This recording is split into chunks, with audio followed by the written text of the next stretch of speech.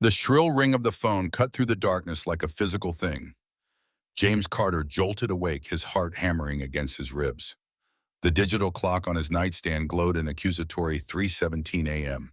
Only emergency calls came at this hour. His hand trembled slightly as he reached for the device.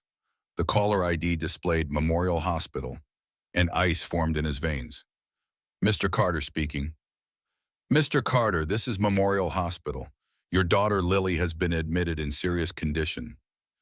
The words hit him like a physical blow. James was already moving, fumbling for clothes in the dark. What happened? Will she? The doctor will explain everything when you arrive, sir. Please come as quickly as possible. 20 minutes later, James was speeding through snow-covered streets, his Italian leather shoes inappropriate for the fierce winter storm that had descended on the city overnight. Heavy snowflakes pelted the windshield of his Mercedes, visibility reduced to mere feet. The world outside was a swirling white void matching the blank terror in his mind. He gripped the steering wheel so tightly his knuckles turned white. How had this happened? He had left the children with Sarah just yesterday morning before flying to Chicago for a meeting. Everything had been fine. His tires slid slightly on the ice as he pulled into the hospital parking lot. James barely remembered to lock the car before running through the automatic doors, snow melting on his expensive wool coat. My daughter, he gasped to the emergency room receptionist. Lily Carter, they just called me. The woman typed quickly. Yes, Mr. Carter, your daughter is in room 304. The elevator is down that hall. James ran through antiseptic corridors, his Italian leather shoes squeaking against the polished floor. A nurse intercepted him, guiding him to a small room where 7-year-old Lily lay motionless on white sheets. Her golden hair spread across the pillow like a halo, but her face was barely recognizable beneath the bruises. An IV line ran into her tiny arm. The steady beep of monitoring equipment was the only sound in the sterile room. Lily, James whispered, dropping to his knees beside the bed. Sweetheart, Daddy is here. Her eyelids fluttered. When she saw him, tears filled her eyes. She tried to speak, but winced with pain. James leaned closer. Daddy, she whispered, her voice so faint he could barely hear it.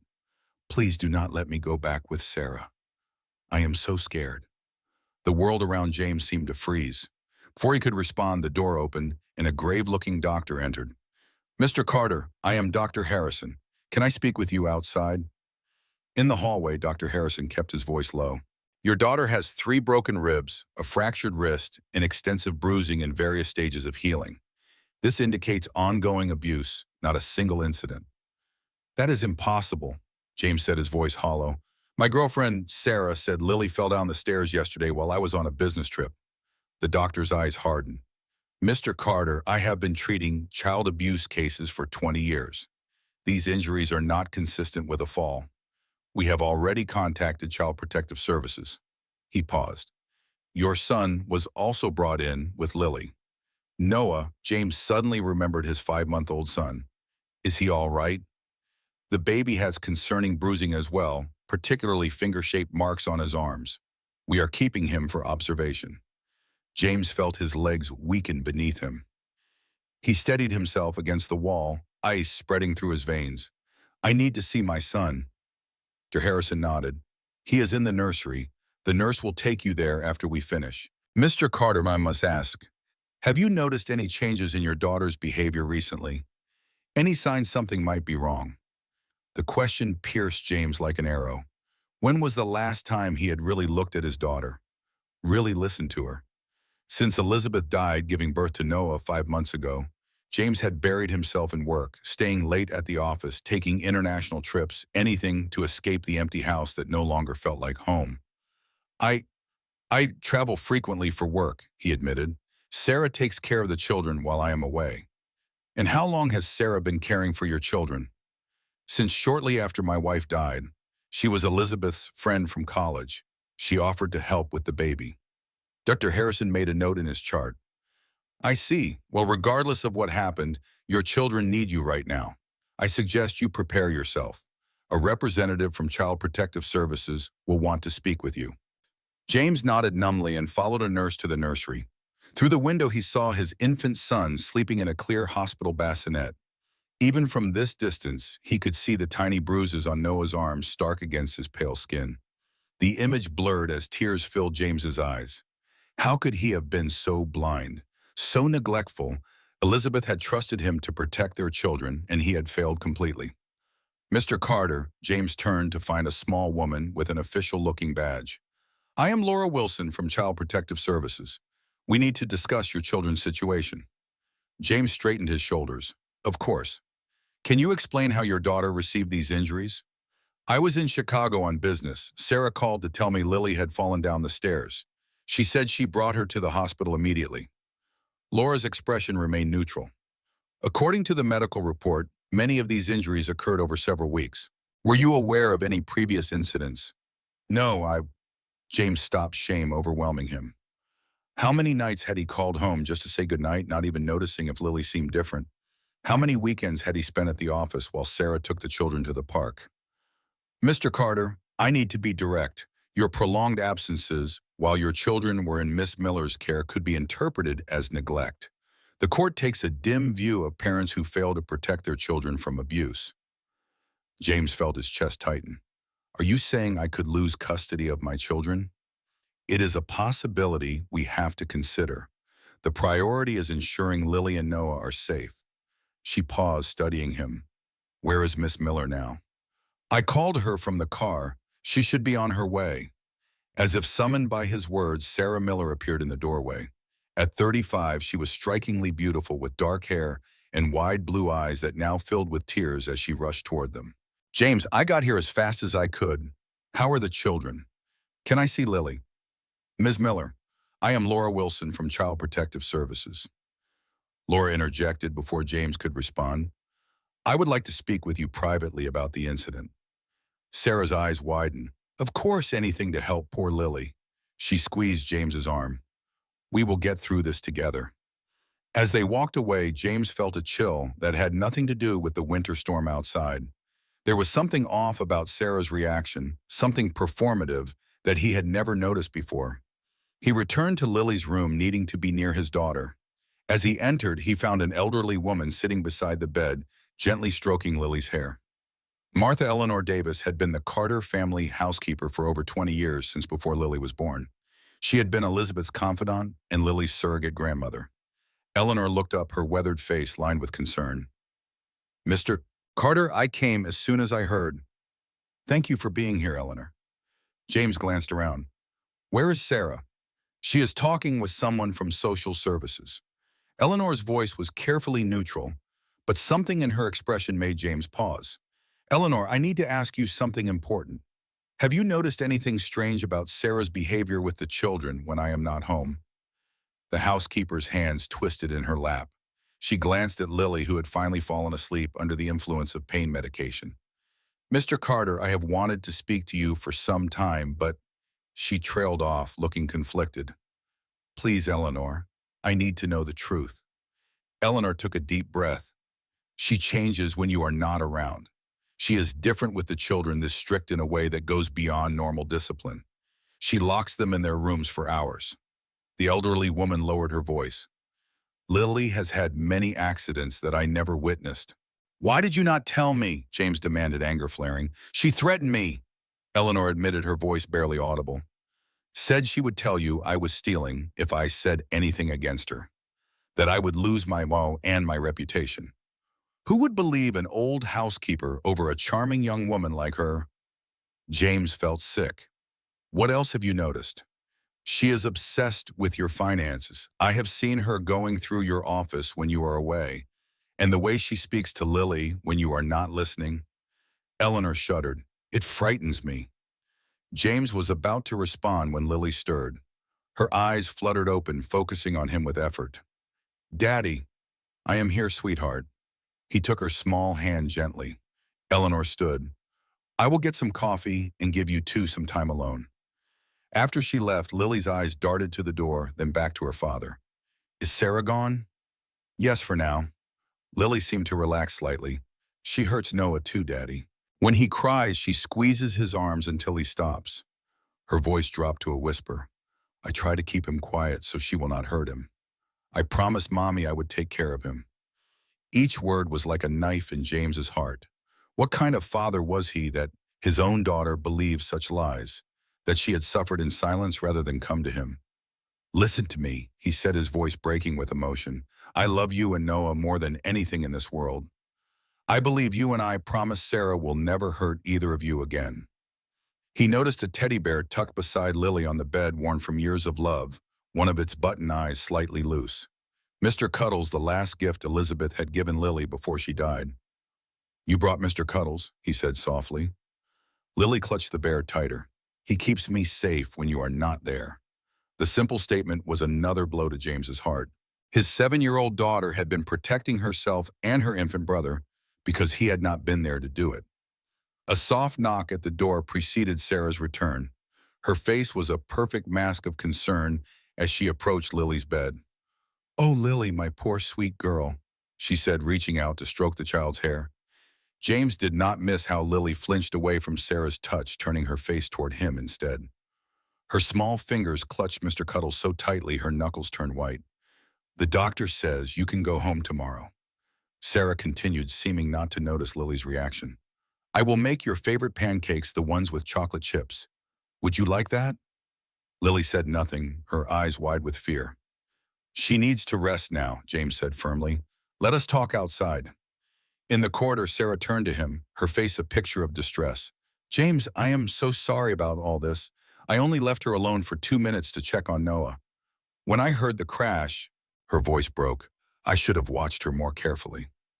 James watched her performance with growing unease. Had Sarah always been this theatrical? Or was he only noticing now because he was looking for it? "The doctor says Lily's injuries could not have been caused by a fall," he said carefully, watching her reaction. A flash of something crossed Sarah's face before it settled back into concerned innocence. "What? That is ridiculous. I saw her tumble down those stairs myself. What else could have happened? You tell me, Sarah. What are you suggesting?" Her voice took on a dangerous edge. "That I hurt Lily. Your daughter means the world to me, James. How can you even think such a thing?" "I do not know what to think anymore. All I know is my daughter is terrified of you, and both my children have unexplained injuries." Sarah stepped closer, placing her hand on his arm. "James, we are all under tremendous stress right now. This is just a misunderstanding. Children fall. They get hurt. It happens in the best of families." James removed her hand. "I think you should stay somewhere else tonight." "What?" "I am taking the children home when they are released tomorrow. I think it would be best if you were not there." Sarah's face hardened for a moment before smoothing into hurt confusion. "You cannot possibly believe I would hurt the children. After everything I have done for this family, I gave up my career to help you, James. I put my life on hold when Elizabeth died because you could not cope alone." The mention of Elizabeth sent a surge of anger through James, but he controlled himself. "This is not a discussion. I am asking you to leave until we sort this out." "And where am I supposed to go in the middle of a snowstorm?" "I have booked you a room at the plaza. A car is waiting outside to take you there." Sarah stared at him, calculation visible in her eyes. Finally, she nodded stiffly. "Fine, if that is what you need right now. But we will talk about this tomorrow when you have calmed down." She turned and walked away, her posture rigid with what appeared to be righteous indignation. James watched her go, wondering how he could have been so blind for so long. He returned to Lily's room, finding his daughter awake and watching the door anxiously. "She is gone, sweetheart. She will not be coming back to the house." Relief washed over Lily's face. "Promise." "I promise, Bertha." James settled into the chair beside her bed, prepared to stay all night. After Lily fell asleep, he pulled out his phone and dialed his attorney, Jonathan Klein. "John, I need your help," James said quietly, not wanting to wake Lily. "My children are in danger, and I could lose custody of them." 2 days later, James brought Lily and Noah home from the hospital. The winter storm had intensified, transforming the world outside into a frozen landscape. Snow piled in drifts against the windows, and the wind howled around the corners of the house like a living thing. Inside, James had transformed the guest bedroom adjacent to his own into a temporary nursery for both children. He would not let them out of his sight, not even to sleep. Eleanor prepared a light dinner, which they ate in Lily's new room, the little girl still weak from her injuries, but brightening somewhat now that she was home and away from Sarah. Daddy, can I show Noah the snow? Lily asked after dinner, looking toward the window where fat flakes continued to fall. It is too cold to go outside, sweetheart, James replied, but we can look at it from the window. He carried Noah to the large bay window in the sitting room, Lily following carefully, mindful of her bandaged ribs. The three of them watched the snow fall in the glow of the streetlights, creating a momentary bubble of peace. Mommy loves snow, Lily said softly. She said every snowflake was special, just like people. James swallowed past the lump in his throat. She was right. Your mother was very wise. I remember everything she told me, Lily continued. She made me promise to take care of Noah if anything happened to her. Her small face grew serious. I try, Daddy. I sing to him when he cries so Sarah will not get angry. I feed him his bottle when she forgets. James tightened his arm around his daughter, careful not to hurt her injured ribs. A 7-year-old child should not bear such responsibility, such fear. That is my job, Lily, not yours. You are an amazing big sister, but looking after Noah is my responsibility. He kissed the top of her head. I am so sorry I have not been here for you both. Lily leaned against him, saying nothing but accepting his apology in the simple way of children. After putting the children to bed with Noah's crib positioned in where James could see it from Lily's bedside, he sat in the chair beside her, bed laptop open as he reviewed the security camera footage that Jonathan had helped him install that afternoon. Every room in the house now had hidden cameras, and a security team was on standby at Jonathan's recommendation. James was leaving nothing to chance.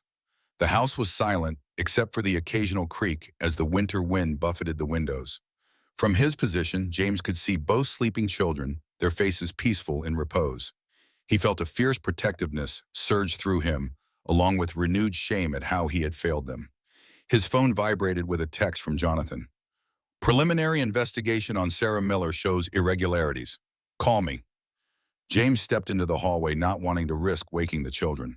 What did you find? He asked when Jonathan answered. My investigator ran a deep background check on Sarah Miller.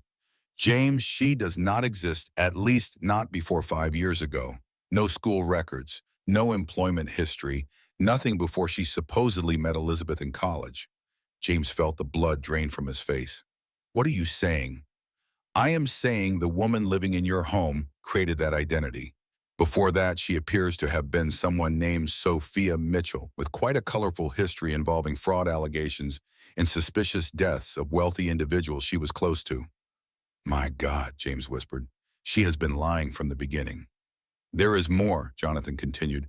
We found multiple phone records between Sarah, or Sophia, whatever her name is, and your brother Daniel. Daniel, what does he have to do with this?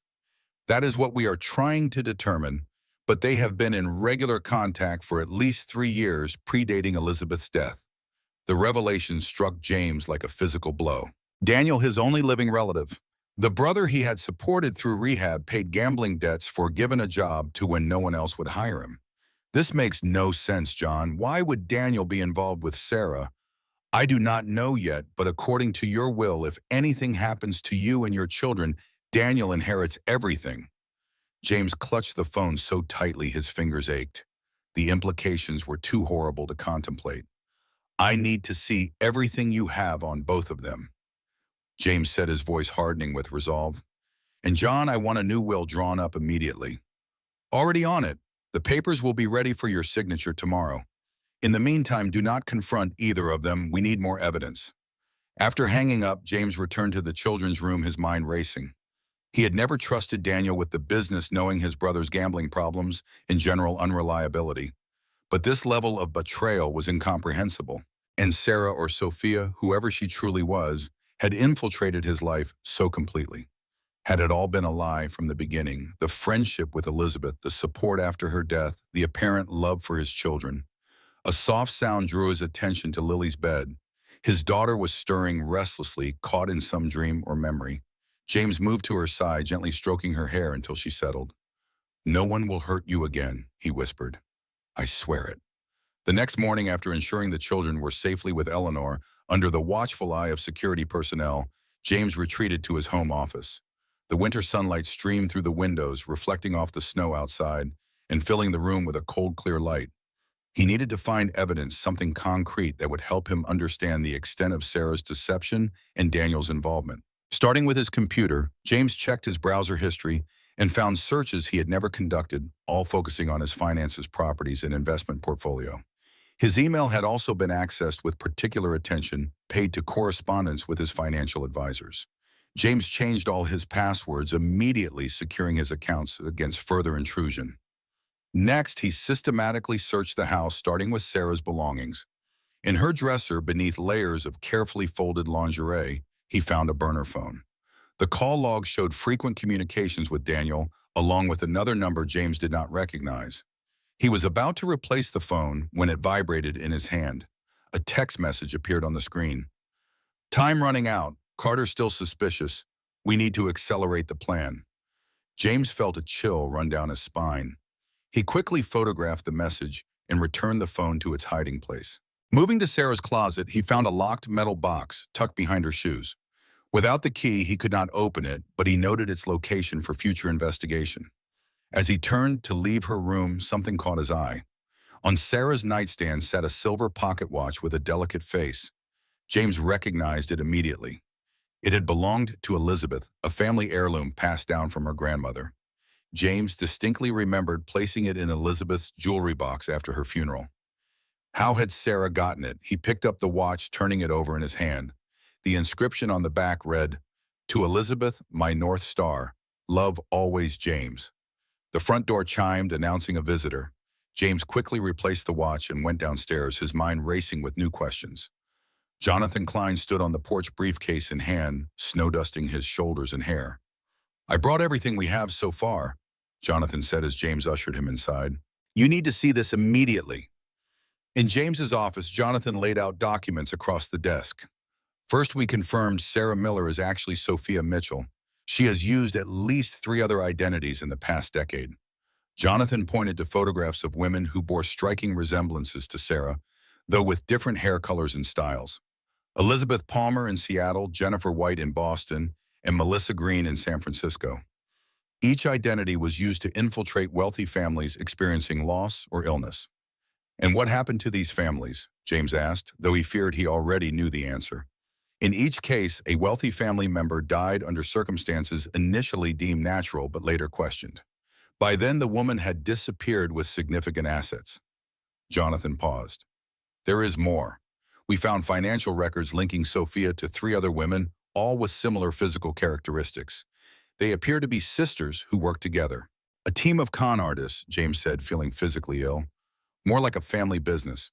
Based on the DNA records we found, they are indeed sisters." James stared at the evidence spread before him, the full scope of the deception becoming clear. "And Daniel, what is his role in all this?" Jonathan pushed forward another file. "We traced wire transfers from Daniel to Sophia starting 3 years ago. He was already deeply in debt at that time, primarily from gambling losses." "She found him at his lowest point," James said, understanding dawning. "Vulnerable, desperate for money, envious of his successful older brother." "Exactly. From what we can piece together, their original plan seems to have involved Sophia marrying you after Elizabeth's death. When that did not happen quickly enough, they developed an alternate strategy involving your children." James's hands clenched into fists. Elizabeth's death. Was that part of their plan too? Jonathan hesitated, then pushed forward one final document. "We found this in Sarah's email account. It was a medical research document about digitalis, a heart medication that in high doses could cause cardiac arrest, particularly in individuals with certain vulnerabilities, like women who had recently given birth.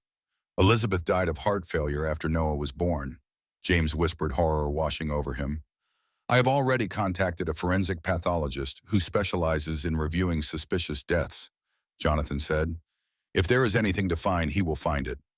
A knock at the door interrupted them. Eleanor stood there, her face pale. "Mr. Carter, Lily is asking for you. She seems quite upset." James found Lily in the playroom, sitting on the floor beside Noah's baby swing. The infant was sleeping peacefully, but Lily's face was troubled, her blue eyes wide with fear. "What is it, sweetheart?" James asked, kneeling beside her. "I had a bad memory," she said, her voice trembling. "About Sarah and Mommy." James felt his heart rate increase. "What kind of memory?" "Before Noah was born, when Mommy was really big in her tummy, Sarah came to help." Lily looked down at her hands. One day I saw her put something in Mommy's tea when no one was looking. Mommy got sick after that. James struggled to keep his expression neutral, despite the rage building inside him. What happened after Mommy drank the tea? She said her heart felt funny. She was really tired and had to lie down. Sarah called the doctor. Lily looked up at him, tears filling her eyes. Was that why Mommy died, Daddy? Because of what Sarah put in her tea? James gathered his daughter into his arms, mindful of her injuries. I do not know, sweetheart, but I promise you we are going to find out the truth. Sarah talks on the phone to someone when you are not home, Lily continued. She calls him Danny. They talk about money and accidents. Danny, Daniel. James's suspicions were confirmed. What kind of accidents, Lily? Bad ones. Lily's voice dropped to a whisper. She said you would have an accident like Mommy did. James held his daughter close, his mind racing. The custody hearing was just 48 hours away. 48 hours in which Sarah and Daniel could plan their next move. Lily, I need you to be very brave and tell me everything Sarah said about these accidents. Can you do that? Lily nodded against his chest. She told Danny that first the children would have accidents, then you would be so sad you would have one too. She said it would look like you hurt us and then yourself because you were sad about Mommy. James fought to control the rage that threatened to consume him. These people had terrorized his daughter using her grief and fear as weapons. Listen to me, Lily. Nothing is going to happen to you or Noah or me. I promise. We are going to be safe. And Sarah is never going to hurt any of us again. Cross your heart, Lily asked, looking up with eyes too old for her 7 years. Cross my heart, James made the childhood gesture. Now, do you think you can be my special helper today? I need someone very brave to keep an eye on Noah while I talk to Mr. Jonathan about some grown-up things. Lily nodded solemnly. I can do that. Noah likes when I sing to him. That is perfect, James kissed the top of her head.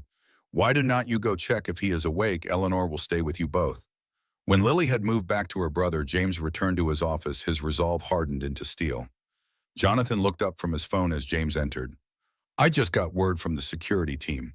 Sarah is on her way here despite your instructions to stay away. Good, James said coldly. Let her come. I want to see her face when she realizes her game is over. Jonathan looked concerned. James, we do not have enough evidence yet for an arrest. This confrontation could be dangerous. My children have already been in danger for months without my knowledge. I will not hide from this woman any longer. James moved to his desk, pulling open the bottom drawer. I had security cameras installed yesterday. I want her confession on record. He activated the system, ensuring every room in the house was now being monitored and recorded. She will never admit anything, Jonathan warned. She might if she thinks I am still in the dark. James's expression was grim. And if not, at least we will have evidence of her reaction when I confront her with what we know. The doorbell rang, its cheerful tone at odds with the tension filling the house. Stay here, James told Jonathan. Let me handle this first. As he descended the stairs, James caught sight of himself in the hallway mirror. The man who stared back at him was not the distracted, grief-stricken CEO who had buried himself in work to escape his pain. This man's eyes burned with purpose, his jaw set with determination. For the first time since Elizabeth died, James felt fully present, fully alive. His children needed him, and he would not fail them again. He opened the front door to find Sarah standing on the porch, snowflakes dusting her dark hair, her expression a perfect mask of concern. James, she said, stepping forward as if to embrace him, I have been so worried about you and the children. This separation is unnecessary. James stepped back, not allowing her to touch him. Come in, Sarah. We need to talk. She followed him into the living room, removing her coat and gloves with practiced elegance. James, I understand you are upset. Finding out about Lily's injuries was traumatic for all of us. But pushing me away is not the answer. Where did you get Elizabeth's watch? James asked abruptly. Sarah blinked, momentarily thrown by the unexpected question. What watch? The silver pocket watch on your nightstand. It belonged to Elizabeth. I put it in her jewelry box after she died. How did it end up in your possession? A flicker of uncertainty crossed Sarah's face before she composed herself. Oh, that. Elizabeth gave it to me before Noah was born. She wanted me to have something to remember her by in case. She trailed off delicately. In case she died in childbirth, James supplied, watching her closely. Yes, she had a premonition, I think. She knew there might be complications. That is interesting, James said, his voice deceptively calm, because Elizabeth specifically told me she wanted that watch to go to Lily when she was older. It was a family heirloom passed down through generations of women in her family. Sarah's smile faltered slightly. Perhaps I misunderstood. It was an emotional time. No, I do not think you misunderstood anything, Sophia. The name hung in the air between them. Sarah's eyes widened fractionally, then narrowed. Who is Sophia? You are. Or should I say you were before you became Sarah Miller. Before that, you were Elizabeth Palmer, Jennifer White, and Melissa Green. All pretense of warmth vanished from Sarah's face, replaced by a cold calculation. I do not know what you think you have discovered, James, but you are making a serious mistake.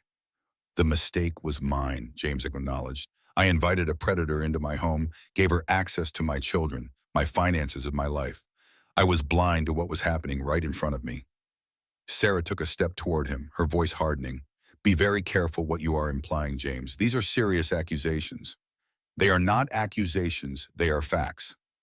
I know about the burner phone, the communications with my brother, the plans you have been making. I know about the digitalis you used on Elizabeth. At the mention of the drug, something dangerous flickered in Sarah's eyes. She glanced toward the stairs, clearly thinking about the children. Where are Lily and Noah? She asked, her voice dangerously soft. Safe from you, James replied, moving to block her view of the staircase. Just as they will remain. Sarah laughed, a cold sound that bore no resemblance to the warm laughter James had grown accustomed to. Safe, you have no idea what I am capable of, James. No idea at all. Actually, I think I do. You killed my wife, abused my children, and planned to kill me for my money. Does that about cover it, or have I missed something? Sarah's posture shifted subtly, reminding James of a predator preparing to strike. You cannot prove any of that. It would be your word against mine, and I have been the one caring for those children every day while you buried yourself in work. Her smile was chilling. Who do you think the court will believe, the absent father or the devoted caregiver? Perhaps they will believe the evidence, James suggested, the financial records linking you to my brother, the multiple identities, the pattern of deaths that follow you from city to city. Uncertainty flickered across Sarah's face. You are bluffing. Am I? The police are already investigating your past identities. They have quite an interest in what happened to Harold Winfield in Seattle, Gregory Montgomery in Boston, and Philip Jang in San Francisco. Sarah's composure cracked, genuine alarm replacing her cold confidence. This is not over, James, she hissed. You have no idea who you are dealing with. I have connections you cannot imagine. Like my brother, Sarah's eyes widened slightly, confirming his suspicion. Daniel has already been interviewed by my attorneys, James lied smoothly. He is quite eager to make a deal to save himself. This was clearly news to Sarah, whose face paled noticeably. You are lying. Am I? Perhaps you should call him and find out for yourself. Oh, wait, you cannot. Your burner phone is being monitored by the police. It was another bluff, but Sarah had no way of knowing that. She glanced toward the door, clearly calculating her options. I suggest you leave now, Sarah, or whatever your real name is. A restraining order has been filed. You are not to come near me or my children, and when any attempt to do so will result in your immediate arrest.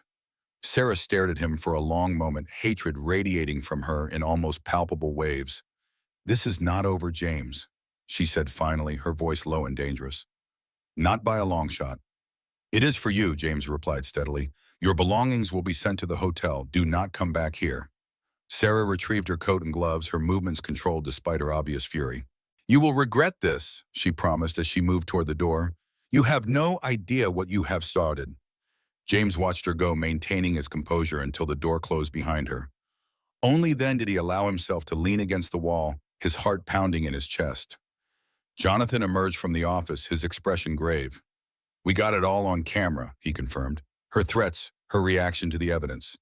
It is not a confession, but it strengthens our case. Will it be enough for the restraining order? Absolutely. But James, she is dangerous, perhaps more than we realized. You and the children need to relocate immediately, somewhere she cannot find you. James nodded, the reality of their situation settling heavily on his shoulders. The woman he had trusted with his children was a calculating killer who would not give up easily. And somewhere out there, his own brother was part of the plot against him. I will take the children to a hotel tonight, James decided. Somewhere with good security. I will arrange it, Jonathan promised. In the meantime, do not let them out of your sight. James climbed the stairs to the playroom, his mind racing with plans and precautions. He found Lily sitting beside Noah's playmat, singing softly to her brother, who gazed up at her with adoring eyes. The sight stopped James in his tracks. Despite everything she had endured, his daughter still found the strength to care for her brother, to protect him, as she had promised her mother. Lily looked up as he entered, immediately reading his expression. She was here, was not she? Sarah came back. Yes, but she is gone now, James assured her, sitting beside his children. And she will not be coming back. Ever? Lily asked hopefully. Ever, James confirmed. Lily studied his face, seeming to weigh his words carefully. Finally, she nodded, accepting his promise with the simple trust of a child who has decided to believe in her parent again. I told Noah we would be okay, she said, stroking her brother's cheek with gentle fingers. I told him Daddy would keep us safe now. And I will, James vowed, gathering both his children close. No matter what happens, I will never let anyone hurt you again. Outside, the winter storm intensified, snow swirling against the windows like a white curtain closing around the house. But inside, in the circle of his arms, James's children were safe at least for now. 20 minutes later, they pulled off the main road onto a Forest Service path about a mile from the cabin coordinates. Several unmarked police vehicles were already stationed there, their lights off to maintain stealth in the darkness. The snowfall had intensified, creating a thick white curtain that both hindered visibility and muffled sound, an advantage for their approach, but a challenge for coordination. One of the officers approached with a laptop. We've accessed the feed from the teddy bear camera, he reported. It's active, but the signal is weak due to the remote location and weather conditions. We're only getting intermittent footage. James peered at the screen, his heart racing. The image was grainy and kept freezing, but he could make out a rustic cabin interior. Lily sat on a sofa, Eleanor beside her. The elderly woman had a bruise on her cheek, but appeared otherwise unharmed. Lily was clutching Mr. Cuddles to her chest, the bear's hidden camera capturing the room at an odd angle. Two women moved in and out of frame. One was unmistakably Sarah, her blonde wig discarded to reveal her natural dark hair. The other looked remarkably similar. The same facial structure, similar height, but with subtle differences that marked her as a distinct person. The sister, presumably. They're both armed, Rodriguez noted, pointing to the handguns visible in their waistbands. That complicates things significantly. The audio crackled to life, distorted but intelligible. Should have been here by now, Sarah was saying, pacing across the wooden floorboards. Maybe he called the police, the other woman suggested, standing by the window and peering out into the storm. He won't risk his precious daughter, Sarah replied confidently. And if he does, she glanced at Lily with a chilling smile. We have other options. James felt rage burning in his chest. I need to get in there now. Rodriguez handed him a small device. This goes in your shoe. 3 quick taps, and we move in. But James, he looked the father in the eye. Try to get them separated. 2 armed suspects makes this exponentially more dangerous. James secured Noah in a carrier on his chest, zipping his coat over both of them, so only the baby's face was visible, protected from the bitter cold. If I'm not out with both Lily and Eleanor in 30 minutes, come in regardless. Don't wait for the signal. Jonathan gripped his shoulder. Be careful. They're desperate now, which makes them unpredictable. The short drive to the cabin felt like crossing into another world. The narrow dirt road wound through dense forest, the trees heavy with snow, creating a tunnel of white through which James navigated slowly. The headlights of his borrowed SUV carved a path through the darkness until finally a small clearing appeared. A rustic cabin stood alone, smoke rising from its chimney, warm light spilling from frost-covered windows. James parked his car and took a deep breath, gently touching Noah's head before approaching the door. The baby had miraculously remained asleep throughout the journey, his tiny face peaceful, despite the danger surrounding them. Before James could knock, the door swung open. Sarah stood there, her natural dark hair pulled back severely from her face. She wore practical clothes now, jeans and a black sweater, and her eyes were cold and calculating, nothing like the warm gaze of the woman who had lived in his home for months. "Right on time," she said, stepping aside. "Always the reliable businessman." As James entered, he saw Lily on the sofa, her eyes lighting up at the sight of him. Eleanor sat beside her, back straight, despite the bruise darkening on her cheek. "Daddy!" Lily cried, starting to rise. "Stay there, brat!" Sarah snapped her hand, moving to the gun in her waistband. "Family reunion comes later." The second woman emerged from what appeared to be a back bedroom. Up close, the resemblance to Sarah was even more striking, though this woman was slightly taller and thinner. "This is my sister Rebecca," Sarah said with a cold smile. "You've never met, but she's been watching your family for years. She was the one who first suggested Elizabeth as a target." James fought to keep his expression neutral, despite the surge of rage those words provoked. "I'm here, Sarah, just like you asked. Now let Eleanor and Lily go." Sarah laughed, the sound brittle in the quiet cabin. "You're not in a position to make demands, James. Put the baby in the playpen over there and step back." James complied, gently laying Noah in the portable playpen set up in the corner. The baby immediately began to fuss, reaching for his father. "Now," Sarah said, "let's discuss our future arrangements." "There are no arrangements to discuss," James replied coldly. "It's over, Sarah. The police know everything about Catherine, about your network of sisters, about Daniel's involvement. You can't disappear this time." "Can't we?" She exchanged glances with Rebecca. "We have new identities prepared, James. New documents, new lives for our family." "We are not a family. We could have been." Something like genuine regret flickered across Sarah's face. "If you had just fallen for me like you were supposed to, none of this would have been necessary. Elizabeth was never right for you, too soft, too conventional. I could have given you so much more." "Elizabeth was my wife," James said, voice steady despite his fury. "The mother of my children, the love of my life. You were never going to replace her." Sarah's expression hardened. "Well, it's too late for regrets now. Here's what's going to happen.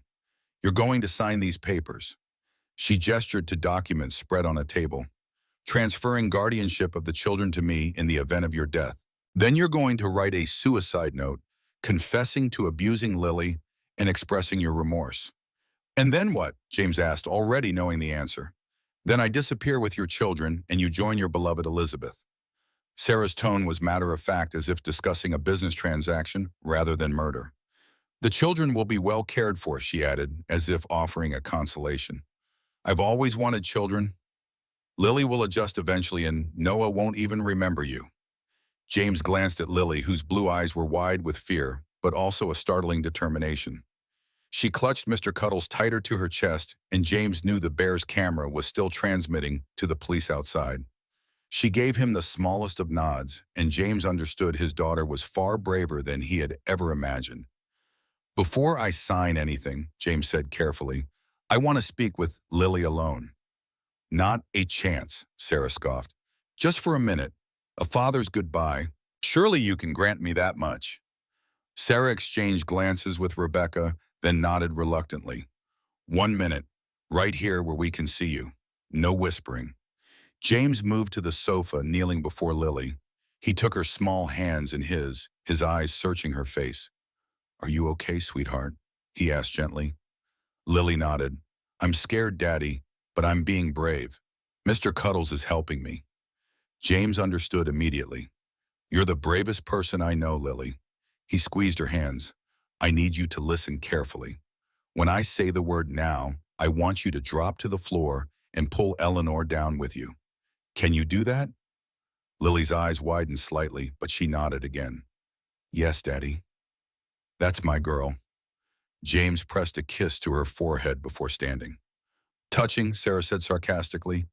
"Now sign the papers, James. My patience is wearing thin." James moved to the table, picking up the pen Sarah had left beside the documents. He scanned the pages, quickly legal forms for guardianship transfer, a typed suicide note awaiting his signature. "You really thought of everything," he said, stalling for time as he calculated the distance between the sisters and their weapons. "We always do."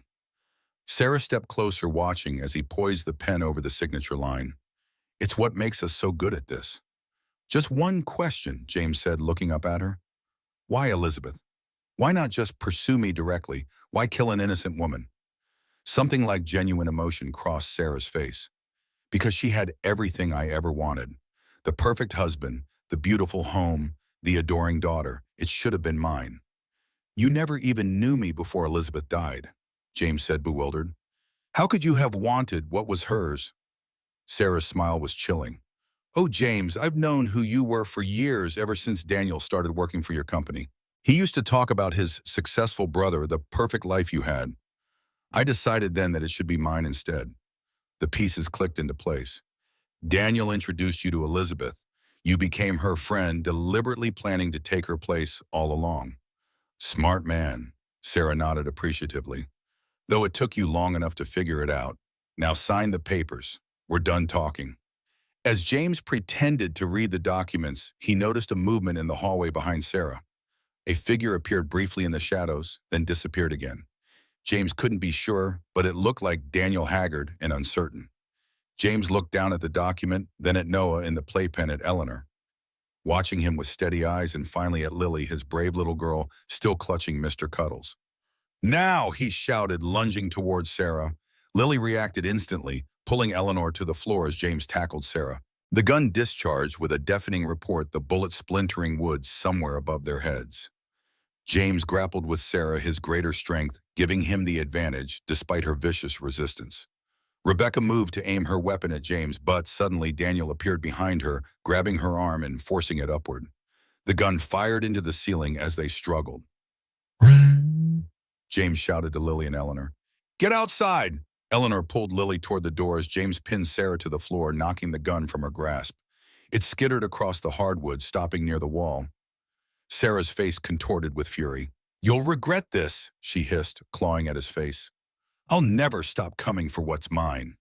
They were never yours, James growled, struggling to restrain her wrists. And you'll never get near my children again. In the corner of the room, Daniel and Rebecca continued to fight for control of the second gun.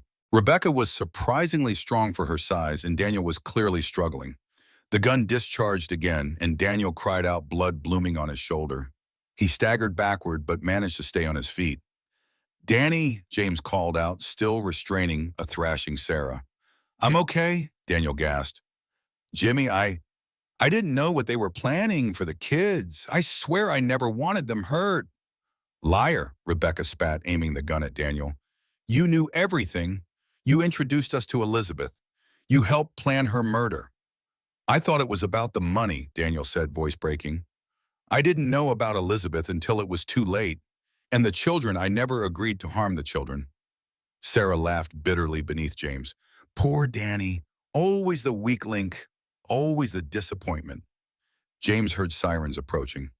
The police had seen enough through Mr. Cuddles' camera. He needed to keep the sisters talking until help arrived. How many others? He demanded. How many families have you destroyed? Sarah's smile was cold with pride. We're artists, James. We create new lives from the ashes of the old. The Winfields in Seattle, the Montgomerys in Boston, the Jangs in San Francisco. We bring justice to those who don't deserve their wealth and privilege. Justice, James couldn't hide his disgust. You're nothing but common murderers. We're survivors, Sarah snarled. While you grew up with everything, we grew up with nothing. 4 sisters in the foster system passed around like unwanted baggage. We made ourselves into the perfect chameleons, and we take what should have been ours all along. The cabin door burst open. Detective Rodriguez and his team rushed in and weapons drawn. Police freeze. James rolled away from Sarah, raising his hands. She's unarmed now. The gun's by the wall. Officers secured Sarah as Rodriguez moved to where Rebecca still held her weapon, now pointed at Daniel. Drop the gun, Rodriguez ordered. It's over. Rebecca's eyes darted around the room, calculating, even now. For a terrible moment, James thought she might start shooting. Then slowly she lowered the weapon. This isn't over, she said calmly. This is merely an intermission. Family takes care of family. As officers led the sisters away in handcuffs, paramedics entered to tend to Daniel's wound. James rushed to Noah, gathering the baby in his arms. The infant had remarkably slept through most of the chaos, only now beginning to stir. Mr. Carter, an officer approached. Your daughter and Mrs. Davis are safe in the police car. James hurried outside, Noah clutched to his chest. Lily sat in the back of a police cruiser, still holding Mr. Cuddles tightly. When she saw her, I remember her face lit up with pure joy. "Daddy!" she cried, scrambling out to run into his arms. "You did it! You beat the bad ladies!" James knelt, balancing Noah in one arm while embracing Lily with the other. "We did it together, Lily. You and Mr. Cuddles were the real heroes today." Lily looked down at her teddy bear. "He helped us, didn't he?" "Just like I knew he would." "Yes, sweetheart. Your secret camera bear helped the police see what was happening inside." Eleanor approached, looking shaken but dignified, despite the bruise on her cheek. "Mr. Carter, I'm so sorry. That woman had a hotel ID. I should have been more careful." "This isn't your fault, Eleanor," James said firmly, putting an arm around her shoulders. "They had been planning this for years. I'm just thankful you're both safe." As the sisters were placed in separate police vehicles, Sarah caught James's eye through the window. She mouthed something that sent a chill down his spine. "Not over." Daniel was being loaded into an ambulance, his shoulder bandaged. James approached Lily, still clinging to his side. "Jimmy, though," Daniel said weakly. "I know you won't believe me, but I didn't know they were going to hurt the kids. I thought it was just about the money." James studied his brother's face, searching for truth. "Why, Danny? Why did you do this to us?" Daniel's eyes filled with tears. "I was drowning in debt. Sarah found me at my lowest point, made me feel special, needed. By the time I realized what she really was, I was in too deep." He looked away in shame. "I deserve whatever happens next." "Uncle Danny helped at the end," Lily said unexpectedly. "He stopped the other bad lady from shooting you, Daddy." Daniel looked at his niece in surprise, then back at James. "I know I can't ever make this right, but I had to try to do one good thing at least." James felt nothing but emptiness where his anger had been. "I don't know if I can ever forgive you, Danny, but Lily's right. You did help us today. That's something." As Daniel was loaded into the ambulance, Detective Rodriguez approached James. "We found evidence of an extensive criminal network in Sarah's possession. 4 sisters operating across 5 states for over a decade. This is much bigger than we thought." "Will they go away for good?" James asked, thinking of Sarah's ominous parting message. "With the evidence we have now, plus what was already gathered about Elizabeth's death, they're looking at multiple life sentences." Rodriguez hesitated. "But James, there's something else you should know. We found communication that's suggesting they have other accomplices we haven't identified yet." James felt a chill despite the warm blanket a paramedic had draped over his shoulders. "What kind of accomplices?" "People they've groomed over the years. People who might still be loyal to them." Rodriguez's expression was grave. "I strongly recommend you and your family relocate, at least temporarily." That night, in a different hotel under police protection, James sat with Jonathan Klein reviewing their options. Lily and Noah were asleep in the bedroom, with Eleanor keeping watch over them. "The DA is moving quickly," Jonathan reported. "Sarah and Rebecca Mitchell are being held without bail, pending multiple charges: kidnapping, attempted murder, child abuse. And when the exhumation results come back for Elizabeth—" "Will it ever be truly over?" James asked quietly. "Will my children ever be safe from these people?" Jonathan hesitated. "The sisters will likely spend the rest of their lives in prison, but their network that's harder to dismantle. We should consider witness protection." James shook his head. "I won't have my children grow up looking over their shoulders, changing their names, losing their identity. There has to be another way." "Then we create our own security. New home, new security systems, carefully vetted staff." Jonathan's expression softened. "James, you've already proven you'll do anything to protect your family. That's what matters most." 6 months later, James stood in the garden of their new home, in a different state, watching Lily and Noah playing under the watchful eye of their security team, former military personnel, who had become like extended family. The house was smaller than their previous mansion, but filled with warmth and light. Eleanor had her own suite on the ground floor and had taken to baking cookies with Lily every Saturday morning. James had restructured his business to allow him to work primarily from home, stepping back from the CEO role to focus on what truly mattered: his family. The company was thriving under the new leadership team, and James found he didn't miss the constant travel and late nights at the office. Dr. Natalie Brooks's car pulled into the driveway for Lily's weekly therapy session. Though the frequency of these visits had decreased, Lily still benefited from the gentle guidance that helped her process her trauma. "Dr. Brooks is here," James called out. Lily looked up from the sandcastle she was building with Noah. Can I show her my new pictures? I drew our family tree for school. Of course you can, sweetheart. James smiled. Lily's artwork had evolved from the dark, frightening images of the past to bright, hopeful depictions of their new life. As Natalie approached, James greeted her warmly. How are you? I should be asking you that, she replied with a smile. You're the one who had the meeting with the prosecutor yesterday. James nodded, his expression turning serious. All four sisters have now been charged in Elizabeth's death. The DNA evidence from the exhumation was conclusive traces of digitalis match samples found in Sarah's possession. That must bring some closure, Natalie said quietly. It does and it doesn't.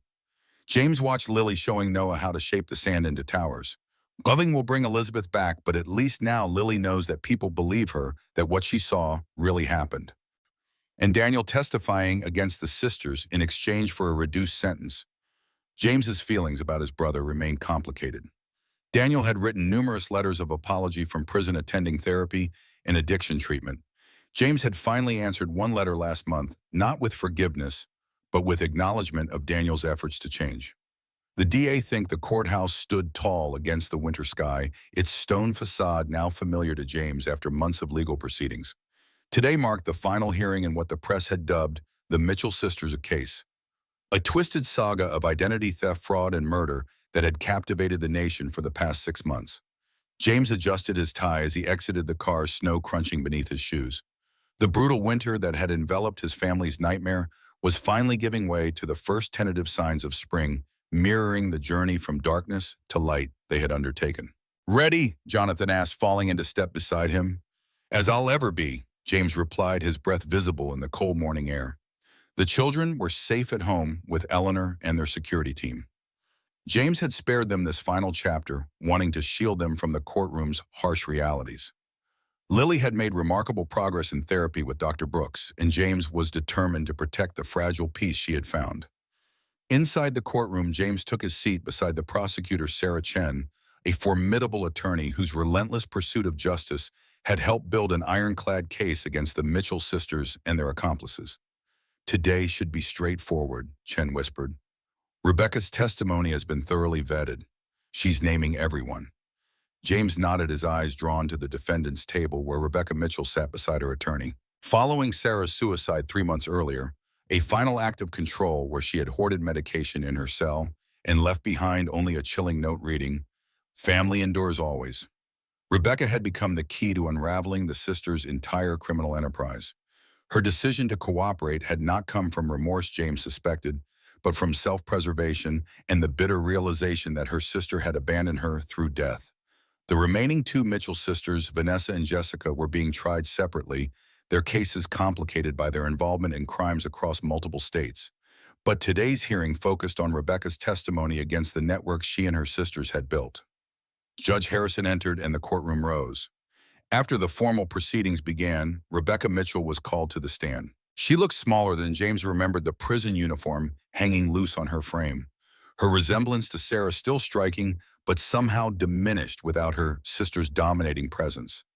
Ms. Mitchell, the prosecutor began, you've agreed to testify about the full extent of your family's criminal enterprise in exchange for considerations in your sentencing. Is that correct? Yes, Rebecca answered, her voice flat. Please describe for the court how your operation typically worked. Rebecca leaned forward slightly. We targeted wealthy families experiencing some form of vulnerability, usually illness or death. One of us would infiltrate the family through a personal connection, gaining trust and access. And how were targets selected? We looked for specific profiles, significant assets, complex family dynamics, and what we called an exploitable gap, usually an emotionally distant spouse or parent who could be manipulated. She glanced briefly at James.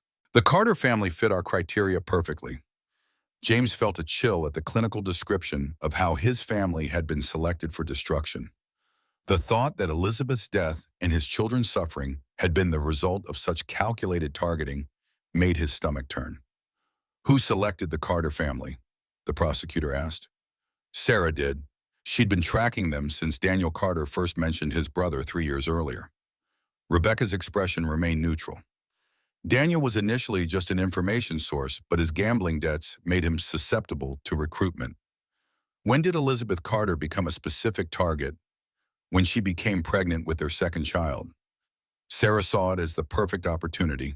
A complicated pregnancy, a busy executive husband, a vulnerable household. Rebecca paused. Sarah always preferred situations where natural death was plausible. The courtroom was silent as the full horror of their methodology became clear. James gripped the edge of the bench, forcing himself to remain composed. Please explain to the court how Elizabeth Carter was poisoned. Rebecca described in chilling detail how Sarah had systematically administered small doses of digitalis in Elizabeth's tea over several months, carefully monitoring her deteriorating health while positioning herself as the devoted friend. The calculated nature of the murder carried out in plain sight within the family home left the courtroom stunned. And the children, why target them after Elizabeth's death? That wasn't the original plan, Rebecca explained. Sarah was supposed to marry James after a suitable mourning period. When that didn't happen quickly enough, the contingency plan was implemented. Create a situation where James would appear to have harmed his children and then himself in grief-induced madness. And as Rebecca continued to detail their network of accomplices, corrupt medical professionals, identity forgers, financial enablers, James found himself strangely detached, as if watching a film about someone else's tragedy. Perhaps it was self-preservation, or perhaps it was simply that the facts, however horrific, could no longer touch the core of what mattered. His children were safe and justice was being served. The testimony continued for hours, with Rebecca naming names, detailing other victims, and exposing the full extent of their criminal enterprise. By the time the court recessed for lunch, James felt emotionally drained, but strangely lighter, as if a burden he hadn't fully acknowledged was being lifted from his shoulders. Jonathan joined him in a private consultation room. She's giving them everything, James. This testimony will put dozens of people behind bars. Will it be enough to ensure they never get out? James asked the question that had haunted him for months. Rebecca's looking at 25 to life, even with the plea deal. Vanessa and Jessica will almost certainly get life without parole given their direct involvement in multiple murders. Their accomplices are facing substantial sentences as well. Jonathan placed a hand on James's shoulder. It's over, James, truly over. What about Daniel? Jonathan hesitated. His sentencing is next week. Given his cooperation and the fact that he ultimately helped save Lily and Eleanor, the prosecutor is recommending 8 years with possibility of parole after 5. James nodded, his feelings about his brother still complicated. Daniel had betrayed him in the most fundamental way, yet had also in the final moment chosen to help rather than harm. It was a contradiction James still struggled to reconcile. He's asked to see you, Jonathan added carefully. Before the sentencing, he wants to apologize in person. James stared out the window at the courthouse plaza below. Snow was melting as a weak winter, sun creating rivulets of water that carved paths through the remaining ice. Like those small streams gradually reshaping the frozen landscape, time was slowly transforming his anger toward Daniel. Not erasing it, but channeling it into something less destructive. I'll think about it, James said finally. I don't know if I can forgive him, but I might be ready to at least hear what he has to say. That's more than many would offer in your position, Jonathan observed. Elizabeth would be proud of that. The mention of his late wife brought a sad smile to James's face. She always saw the best in people, even in Daniel, despite his flaws. He paused. Maybe honoring that part of her is a way to keep her alive for Lily and Noah. After lunch, the testimony continued, with Rebecca detailing the financial aspects of their operation, how they had laundered money through shell companies, hidden assets offshore, and maintained multiple identities across various jurisdictions. The total estimated value of assets acquired through your criminal activities, the prosecutor asked. Approximately $27 million across 13 families. Rebecca answered, the staggering figure eliciting gasps from the gallery. As the day wore on, James's thoughts drifted to his children. Lily would be finishing school now, likely working on her homework at the kitchen table while Eleanor prepared a snack. Noah would be waking from his afternoon nap, babbling his newfound words. The ordinary rhythms of their lives continued, healing slowly but surely. When court finally adjourned for the day, James stepped outside into the late afternoon sunlight. The air was cold but clear, the sky a brilliant blue above the city skyline. His phone buzzed with a text from Eleanor. Children fine. Lily made an A on her spelling test. Noah said book today. James smiled at the simple update, these small victories more meaningful to him now than any business success had ever been. He was about to reply when Detective Rodriguez approached, his expression grave. James, we need to talk. Something in the detective's tone sent a chill through James. They walked to a quiet corner away from the courthouse steps. What is it? We've been monitoring communications from Jessica Mitchell's contacts. There's been chatter about a final contingency plan, something the sisters put in place in case all else failed. Rodriguez paused. We think there may be one more operative we haven't identified, someone tasked with carrying out a last act of revenge, if the sisters were ever fully exposed. Revenge against whom? James asked, though he already knew the answer. Your family, specifically Lily, as she was the key witness who brought down their operation. James felt his blood run cold. My security team has already been alerted, Rodriguez assured him. We've increased patrols around your neighborhood, and I've assigned 2 plainclothes officers to shadow Lily at school. But I wanted to warn you personally. Do you have any leads on who this person might be? Nothing concrete yet, but we're following every possible connection. The most likely candidates are people with long-term ties to the sisters who aren't part of the official investigation. James's mind raced. How serious do you think the threat is? Rodriguez's expression was somber. Serious enough that I wouldn't take any chances. The Mitchell sisters have proven they play the long game. This could be nothing, or it could be their final move. I need to get home, James said, already moving toward his car. I'll follow you, Rodriguez replied. And James, don't alarm the children, but don't let your guard down either. The drive home was a blur of anxiety, James's knuckles white on the steering wheel. He had believed they were finally safe, that Sarah's death and Rebecca's testimony had closed this terrible chapter in their lives.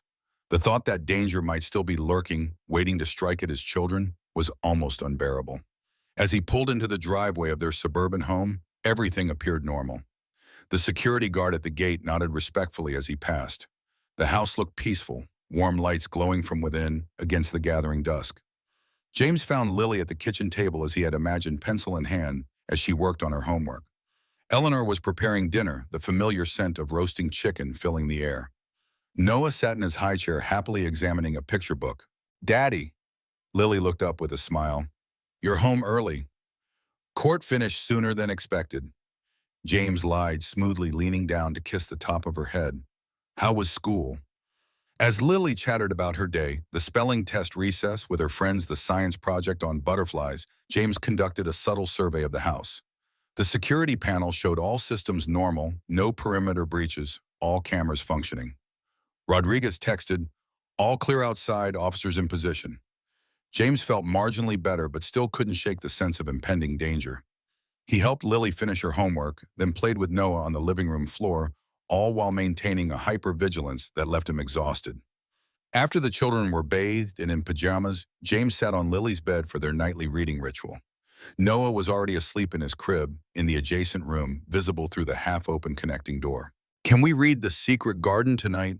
Lily asked, retrieving the book from her nightstand. Of course, sweetheart. James settled beside her, the familiar weight of his daughter leaning against him, a comfort amidst his anxiety. They read together, Lily occasionally stopping to ask questions or comment on the story. James tried to focus solely on this precious moment, pushing away thoughts of hidden threats and final contingencies. Daddy, Lily asked, suddenly closing the book, are you worried about something? James hesitated. He had promised himself never to lie to his children, yet he didn't want to frighten Lily with vague threats that might never materialize. Just thinking about work, he said finally. Nothing important. Lily studied his face with a perceptiveness that sometimes startled him. Is it about the bad ladies I heard you talking on the phone? James sighed. Lily had developed a keen awareness of danger during her ordeal with Sarah, a sensitivity to shifts in mood and tone that other children her age typically lacked. The police think there might still be some loose ends to tie up, he explained carefully. Nothing to worry about, but we should be a little extra careful for a while. Like when we first moved here, Lily asked. Something like that, just until we're sure everything is settled. Lily nodded solemnly. I'll keep Mr. Cuddles on special alert. She hugged her teddy bear close. Though the hidden camera had long been removed, the bear remained Lily's symbol of protection and courage. That's a good plan. James smiled, tucking the covers around her. Try to sleep now, sweetheart. School tomorrow. Cross your heart, Lily asked their nightly ritual. Cross my heart, James replied, making the gesture over his chest. It was their promise that he would always be there, always protect her, never leave her vulnerable again. After Lily fell asleep, James sat in his home office reviewing the security measures Jonathan had helped him implement. The house was a fortress: motion sensors, bulletproof windows, panic rooms, direct lines to police dispatch. Every staff member had undergone extensive background checks. The children were never alone. Even at school, Lily was discreetly monitored by security personnel, posing as assistant teachers or administrative staff. James had created layers of protection around his family, yet Rodriguez's warning had shaken his confidence. The Mitchell sisters had proven remarkably adept at infiltrating seemingly secure environments, at exploiting the smallest vulnerabilities. His phone rang. Jonathan. Rebecca provided more names today after you left, his attorney reported, including someone who matches the profile Rodriguez is concerned about. Megan Walsh, a cousin who was raised with the sisters after their parents died. She wasn't part of their core operation, but apparently served as a contingency planner. Do they have a location on her? Not yet. She hasn't used any known aliases or credit cards in months. The FBI is involved now, treating this as a credible threat. James rubbed his temples. What do they recommend? Temporary relocation to a secure location until Walsh is located. Lily just started feeling settled here, James protested. I can't uproot her again without concrete evidence of danger. I understand, Jonathan said, but consider it as a precaution. Perhaps frame it as a vacation a week at that lakeside property you mentioned buying. James considered this. The lake house he had recently purchased was remote but secure, with advanced security systems and limited access points. It could serve as both a genuine getaway for the children and a strategic retreat. I'll think about it, he promised. In the meantime, can you send me everything they have on Walsh photo background, known associates? Already on its way to your secure email. After hanging up, James opened his laptop to review the file. Megan Walsh was 42, with a background in nursing and pharmaceutical research skills that aligned disturbingly well with the sisters' methodology. Her photograph showed a plain-faced woman with brown hair and unremarkable features, the kind of person who could blend into any crowd. What troubled James most was her employment history. She had worked at several hospitals in cities where the sisters had operated, including the very hospital where Elizabeth had given birth to Noah and subsequently died. The possibility that Walsh had been involved in Elizabeth's death, perhaps ensuring the digitalis poisoning went undetected, sent a wave of nausea through him. A soft knock at his office door startled him. Eleanor stood there, her expression concerned. Mr. Carter, there's someone at the gate claiming to be from the school. Says she has Lily's project that was left behind. James immediately tensed. Did she give a name? Margaret Wells. She says she's the new assistant in the front office. James pulled up the school staff directory on his computer. No Margaret Wells was listed. Don't let her in, he said sharply. Call Rodriguez immediately. Eleanor nodded and hurried away while James activated the security system's lockdown protocol from his desk. Steel shutters silently descended over the windows and doors, and alerts were automatically sent to the security team and police. James moved quickly to the children's rooms, heart pounding. Lily and Noah were still sleeping peacefully, unaware of the potential threat. He gently lifted Noah from his crib, then woke Lily with a hand on her shoulder. Sweetheart, we need to go to the safe room now, he whispered. Lily blinked sleepily, but didn't question him, automatically reaching for Mr. Cuddles before taking his hand. James led them to the master bedroom closet, where a hidden door opened to a reinforced room equipped with supplies, communications equipment, and monitoring systems. Wait here with Eleanor, he told them once they were safely inside. I need to check something. Daddy, no. Lily's eyes widened with fear. Don't leave us. I'll be right back, sweetheart. The house is locked down and the police are on their way. I just need to make sure everything is secure. He kissed her forehead. Eleanor will stay with you. I promise I'll be careful. Reluctantly, Lily nodded. James closed the safe room door, ensuring it was securely locked before moving cautiously through the darkened house. The security monitors showed a woman retreating from the gate, disappearing into a car parked down the street. Rodriguez called. We've got units responding. Stay inside. There was a woman at the gate claiming to be from the school, James reported. She's left now, but description, brown hair, average height, security camera footage is being uploaded now. We'll intercept if possible. Don't open the house for anyone but uniformed officers and verify their credentials. James agreed and continued his systematic check of the perimeter via the security monitors. Everything appeared secure, but a nagging sense of unease persisted. If this woman was indeed Megan Walsh, the Mitchell sisters' final operative, what was her actual plan? A frontal approach seemed unlikely given their typically more subtle methodology. A sudden thought struck him. James hurried to the kitchen and opened the refrigerator. He examined the food containers, looking for anything that might have been tampered with. Nothing seemed out of place, but he couldn't be certain. But he checked the medicine cabinet, the water filters, even the air vents. 20 minutes later, Rodriguez arrived with several officers. After verifying their identities, James allowed them entry. "We missed her," Rodriguez reported grimly, "but we got a partial plate and a good image from your security cameras. Facial recognition confirms it's Megan Walsh." "So she knows where we live," James said, the implications clear. "She made no real attempt to gain entry. This was reconnaissance." "Most likely. We'll maintain a perimeter around the property, but I strongly recommend you consider temporary relocation. If she's planning something, it might not be a direct assault." James nodded. "The lake house. We can leave first thing in the morning." After Rodriguez departed, leaving 2 officers stationed outside, James returned to the safe room. Lily was curled up asleep on the small cot, Noah beside her in a portable crib. Eleanor sat in a chair nearby, knitting needles, moving steadily as she maintained her vigil. "It's safe now," James told her quietly. "But we're going to the lake house tomorrow. Pack only essentials for yourself and the children." Eleanor nodded, her weathered face showing no surprise at the sudden change of plans. "Will this never end, Mr. Carter?" "It will," James assured her, though uncertainty lingered in his heart. "One way or another, it will end soon." Dawn broke clear and cold as James loaded the last of their bags into the SUV. The children were still in pajamas, Lily clutching Mr. Cuddles as she climbed into her car seat. Noah babbled happily, unaware of the tension surrounding their hasty departure. "We'll follow in the second vehicle," Rodriguez informed James, gesturing to the unmarked police car where his partner waited. "I've arranged for additional officers to meet us at the lake house." "Thank you," James said, genuine gratitude in his voice, "for everything." The drive to the lake house took nearly 3 hours, winding through increasingly remote countryside as they left the city behind. Snow still lingered in shadowed patches beneath the trees, though the roads were clear. Lily gazed out the window, unusually quiet, while Noah eventually dozed in his car seat. "Are we going on vacation, Daddy?" Lily asked finally. "Something like that," James answered. "I thought we could all use a change of scenery for a few days." Because of the lady at our gate, James sometimes forgot how perceptive his daughter had become. "Yes, partly. Just a precaution, nothing to worry about." Lily seemed to accept this explanation, turning her attention back to the passing landscape. "I like the lake. It's peaceful there."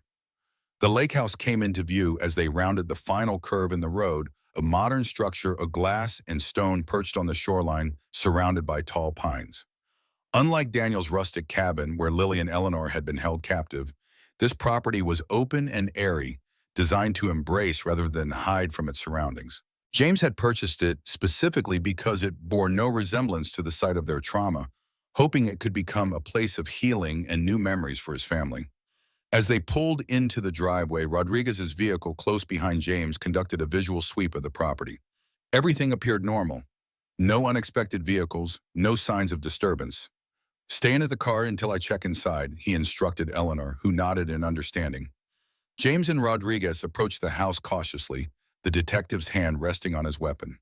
The security system showed no breaches, and the interior was exactly as James had left it during his last visit 2 weeks earlier.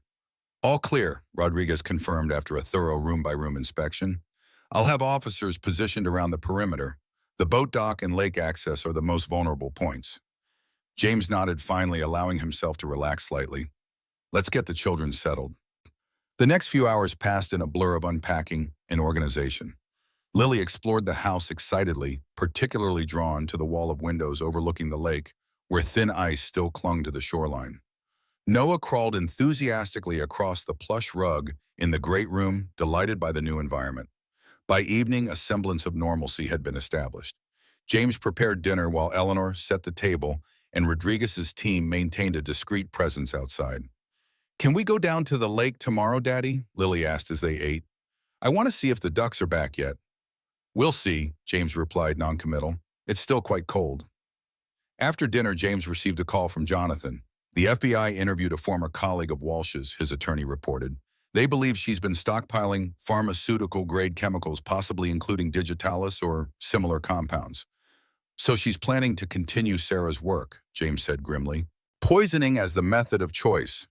"It appears so. They're monitoring pharmacies and chemical supply companies, but she likely already has what she needs." "Which means we're looking for a method of delivery," James concluded.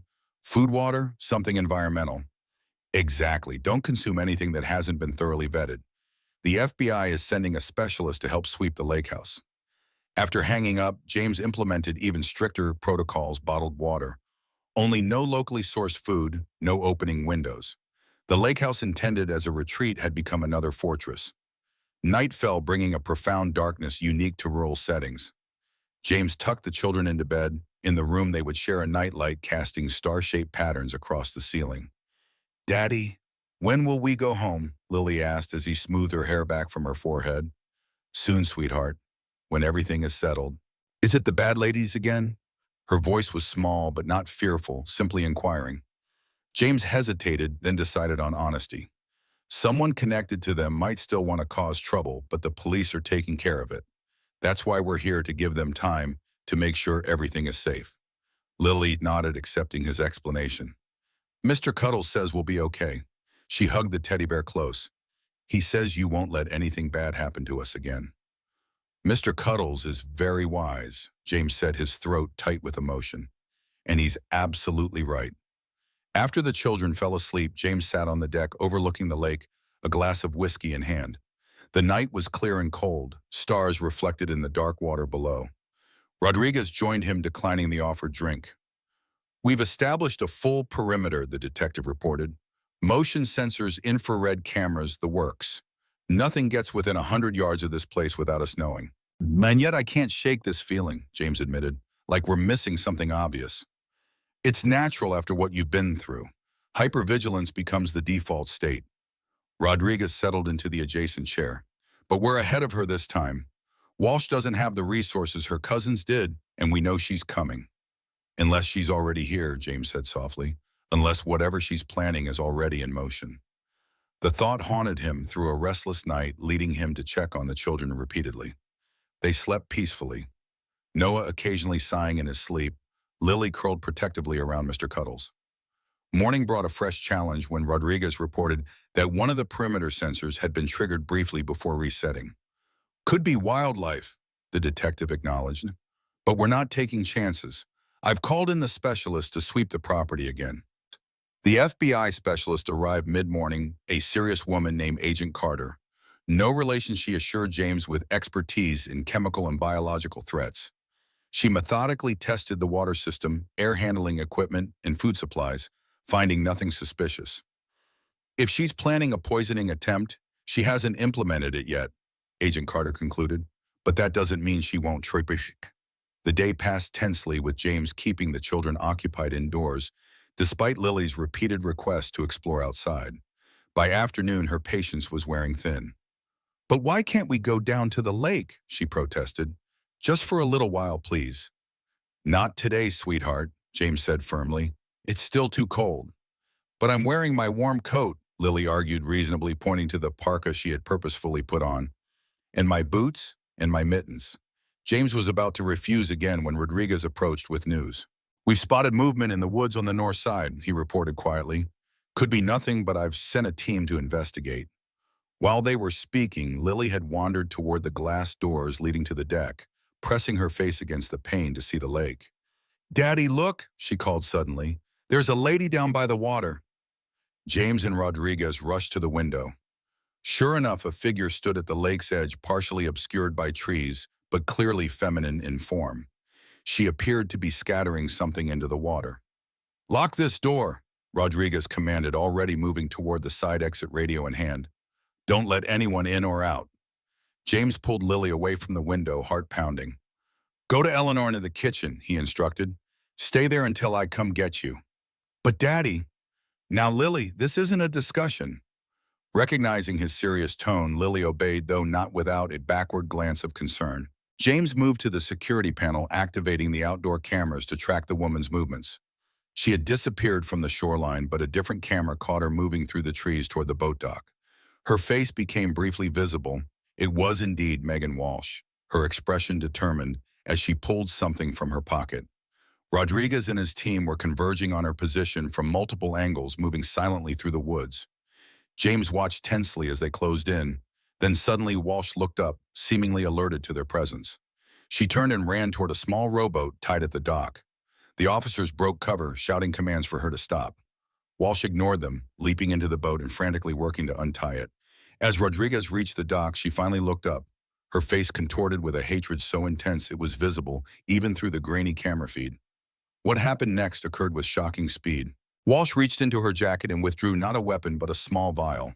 Before anyone could react, she uncapped it and drank the contents in one swift motion. By the time Rodriguez reached her, she was already convulsing the empty vial rolling across the bottom of the boat.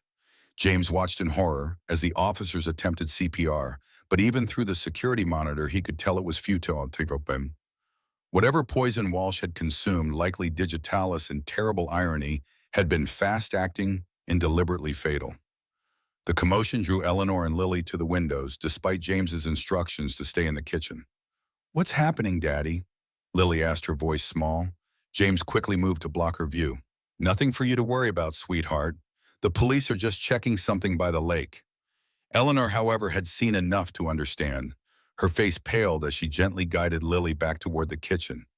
"Come help me with lunch, dear. Your father will explain everything later."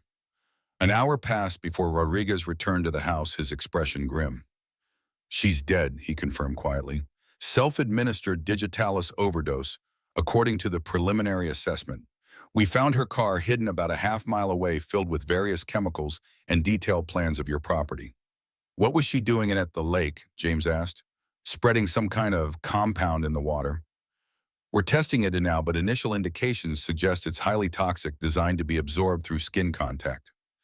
The implication was clear. Walsh had been preparing a trap, knowing Lily's fondness for visiting the lake's edge to look for ducks and other wildlife. "She was targeting Lily specifically," James said, cold horror washing over him. "Not me, not Noah. Lily. The ultimate revenge in Sarah's eyes," Rodriguez agreed solemnly. "Taking from you what you took from her, the person you love most." James felt physically ill at the thought of how close they had come to disaster. If Lily had gone to the lake as she'd wanted to, if they hadn't spotted Walsh in time. "We found this in her car," Rodriguez added, holding up a sealed evidence bag containing a notebook. "It appears to be instructions from Sarah Mitchell written before her death. Contingency plans for various scenarios, all centered around one goal: ensuring Lily paid the ultimate price for her testimony." "Is it over now?" James asked the question he had asked so many times before, always receiving qualified answers. This time Rodriguez nodded with certainty. "It's over. Walsh was the final piece of their network, the last contingency. With her death, the Mitchell sisters' reach has truly ended." The next few hours were a blur of activity as forensic teams processed the scene and secured evidence. James kept the children occupied indoors, deflecting Lily's questions with promises to explain everything later. By evening, most of the law enforcement personnel had departed, leaving only Rodriguez and two officers maintaining a precautionary presence overnight. "We'll clear you to return home tomorrow," Rodriguez told James, "though I'd recommend a thorough security sweep of your house first, just to be certain." James nodded gratefully. "Thank you for everything, Detective. I don't know how we can ever repay you." "No repayment necessary," Rodriguez replied with a small smile. "Seeing your family safe is enough." After putting the children to bed, James sat alone on the deck, looking out over the now peaceful lake. The stars were emerging in the clear night sky, reflected perfectly in the still water below. It was hard to believe that just hours ago, this tranquil scene had been the setting for the final act in the Mitchell sisters' twisted drama. His phone rang. Jonathan. "I heard what happened," his attorney said without preamble. "Are you all right?" "We're fine," James assured him, a little shaken but unharmed. Rodriguez filled me in on the details. It's almost unbelievable the level of planning, the single-minded focus on revenge. Not revenge, James corrected quietly. Justice in their minds. That's what makes it so disturbing. They truly believed they were the wrong parties, that they were entitled to take what wasn't theirs. A warped perspective born from warped circumstances, Jonathan observed. The foster system failed those girls, but it didn't create monsters. They chose that path. Speaking of choices, James said after a moment, I've decided to visit Daniel before his sentencing. There was a brief silence on the line, so, are you sure? No, James admitted, but Elizabeth would have wanted me to at least hear him out. And Lily asked me something last week that I can't stop thinking about. What was that? She asked if being angry at Uncle Danny forever would make Mommy happy. Jonathan chuckled softly. From the mouths of babes. Exactly. I may never forgive him completely, but I think I need to at least try to understand. For Lily and Noah's sake, if nothing else. They should know that people can make terrible mistakes and still have a chance at redemption. That's a powerful lesson, Jonathan agreed, and a brave decision. They spoke for a few more minutes about practical matters, the final court proceedings against the remaining sisters, the disposition of recovered assets, the ongoing therapy for Lily, and eventual therapy for Noah when he was older. After hanging up, James remained on the deck, contemplating the journey that had brought them to this point. From the night he had received that terrible call from the hospital through the discoveries of betrayal and murder, to this final confrontation with the evil that had targeted his family, it had been a path of unimaginable pain, but also of redemption. He had failed Elizabeth and his children once through his absence and neglect. That failure had created the vulnerability the Mitchell sisters had exploited so mercilessly. But in confronting that failure and fighting to protect what remained of his family, James had found a strength and purpose he hadn't known he possessed. A soft sound behind him drew his attention. Lily stood in the doorway, Mr. Cuddles clutched to her chest. I couldn't sleep, she explained. Can I sit with you? Of course, sweetheart. James opened his arms and Lily climbed onto his lap, snuggling against his chest. They sat in comfortable silence for a while, looking at the stars. The bad lady is gone now, isn't she? Lily asked finally. The one by the lake today. James shouldn't have been surprised by her perceptiveness. Yes, she's gone, and she can't hurt anyone anymore. Like Sarah? Like Sarah, James confirmed. Lily was quiet for a moment, processing this. Is that why we came here? Because you knew she was trying to hurt us? I suspected someone might try, James answered honestly. But yes, that's why we came, to keep you and Noah safe while the police caught her. And now we can go home. Yes, sweetheart, we can go home tomorrow. Lily sighed contentedly, leaning her head against his shoulder. Good, I miss my room, and school, and my friends. The simple normalcy of her concerns warmed James's heart. Despite everything she had endured, Lily was still a child, resilient, adaptable, and fundamentally hopeful. Daddy? She asked after another comfortable silence. Yes. Do you think Mommy knows we're okay now? James felt his throat tighten with emotion. I think she does, sweetheart. I think she's been watching over us all along. I think so too, Lily agreed solemnly. Sometimes I can feel her like when I'm scared or sad. She feels like a warm hug all around me. James held his daughter closer, marveling at her wisdom and sensitivity. That sounds exactly like your mother. Mr. Cuddles says we should make a special day for Mommy, Lily continued, a day to remember her and do things she liked to do. That's a wonderful idea, James said. What would you want to do on this special day? Bake apple pie, Lily said immediately, and plant flowers in the garden, and maybe look at pictures of her and tell Noah stories about her so he knows who she was. I think that sounds perfect. James agreed, his voice thick with unshed tears. We'll do exactly that. Lily yawned and her eyelids growing heavy. Can we do it soon? Very soon, James promised. Maybe this weekend. Satisfied with this plan, Lily drifted towards sleep in her father's arms, secure in the knowledge that the dangers which had shadowed their lives for so long had finally passed. James sat holding his daughter, watching the stars reflected in the lake below. For the first time in nearly a year, he felt a profound peace settle over him. The Mitchell sisters had taken Elizabeth from them, had tried to destroy what remained of his family, but in the end they had failed. Love had proven stronger than their hatred, truth stronger than their lies. The small sleeping child in his arms was testament to that Lily had endured horrors no child should face, yet emerged with her capacity for joy and trust intact. Morning dawned clear in bright sunlight, dancing across the lake's surface. James packed the car while the children ate breakfast, eager to return home and resume their lives without the shadow of fear that had hung over them for so long. As they prepared to depart, Lily ran down to the deck for one last look at the lake. "Goodbye, lake," she called, waving. "We'll come back when it's warmer and I can go swimming."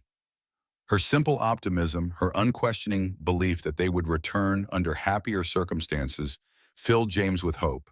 Whatever darkness had touched their lives, it had not extinguished the light within his daughter. The drive home was filled with Noah's babbling and Lily's cheerful chatter about returning to school, seeing her friends, and planning Elizabeth's special Remembrance Day. Eleanor dozed in the passenger seat, the strain of recent events evident in the new lines on her weathered face. Rodriguez followed in his vehicle, a final protective escort, though the threat had passed. They would maintain a security presence at the house for another week, he had explained, just as a precaution.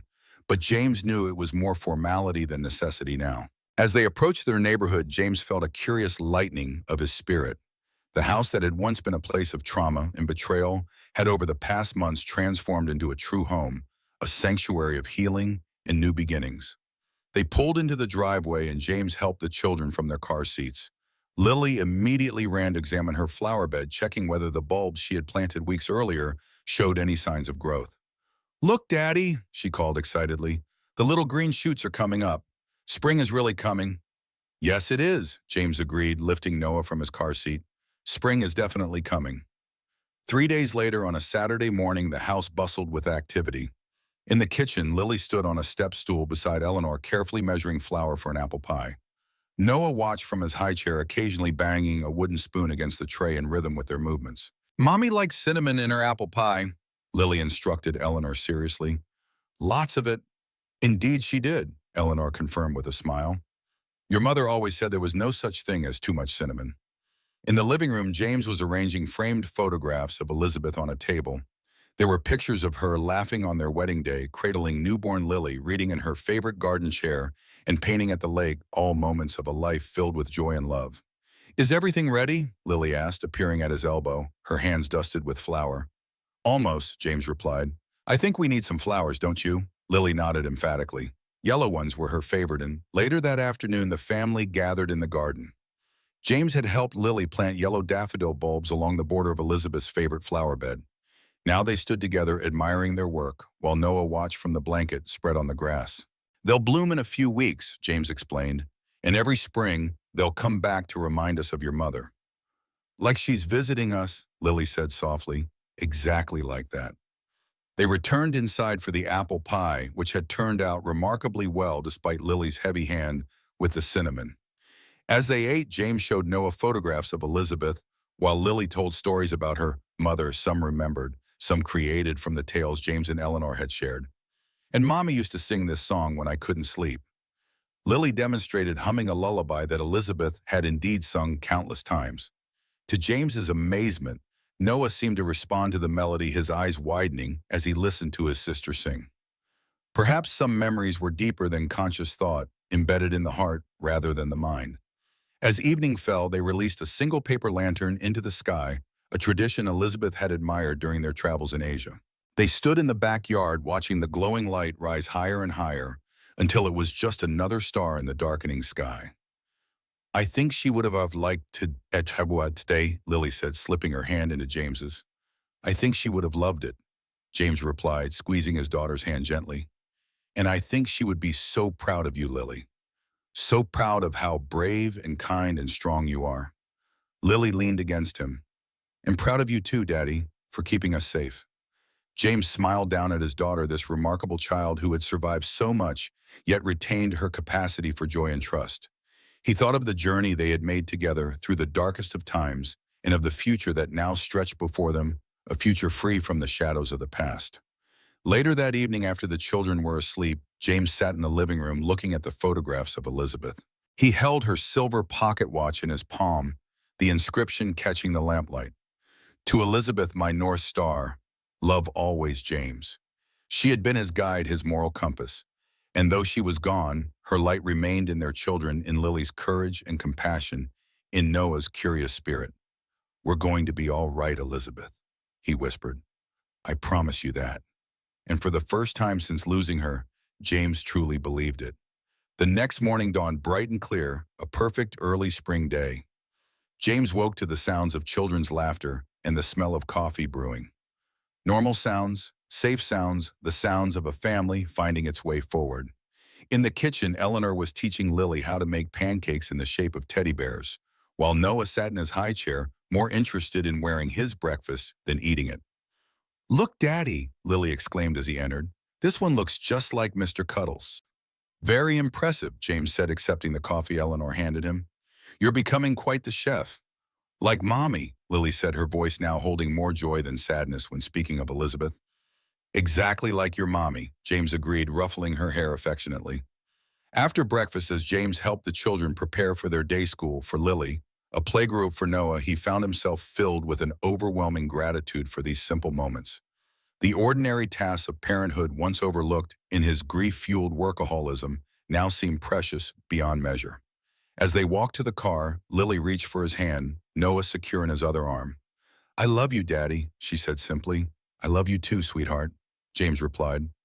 "More than anything in this world." "And Noah," Lily added, reaching up to touch her brother's cheek.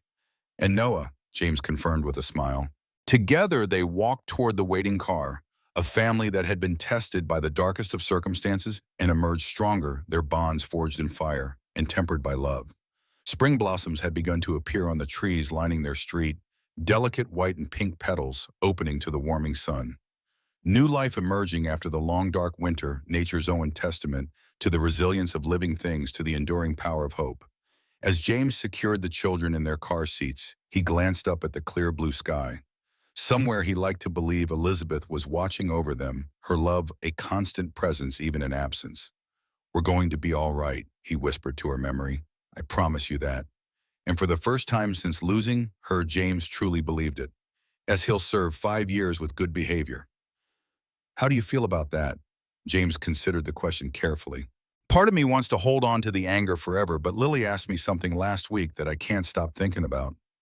"What was that?" "She asked if being angry at Uncle Danny forever would make Mommy happy." James's voice softened. "Out of the mouths of babes, right? Elizabeth always believed in second chances. Maybe someday I can find a way to honor that part of her." Lily spotted them talking and ran over sand clinging to her shorts. "Does Natalie want to see the special sandcastle we made? It has a moat and everything." "I'd love to see it, Lily." Natalie smiled, allowing herself to be led by the hand. As they walked away, Eleanor joined James on the patio. "Mr. Carter, this came for you today." She handed him an envelope. "It's from the prison."